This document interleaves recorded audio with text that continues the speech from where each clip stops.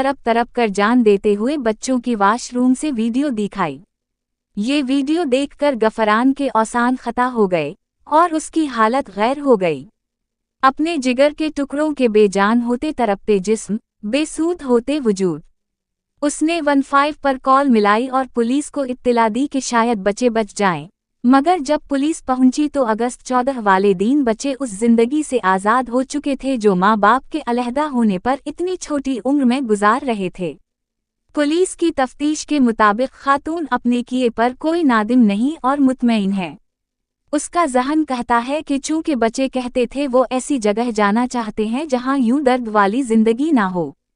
इत्तिलात के मुताबिक ये पसंद की शादी थी, मगर शादी के बाद जब मोहब्बत का बुखार उतरा तो इख्तिलाफात बढ़ने लगे।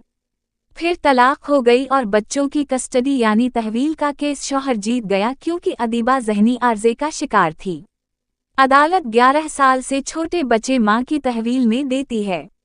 ताहम अगर औरत दूसरी शादी कर ले या बदकरार हो या फिर किसी जिस्मानी या ज़हनी बीमारी या बुरे मुआशी हालात का शिकार हो तो अदालत बच्चों को बाप की तहवील में देती है। मगर इस अदालती फैसले के बावजूद गफरान बच्चों को मां से मिलने दिया करता था। बच्चे रात को भी मां के साथ रहने आ जाया करते थे।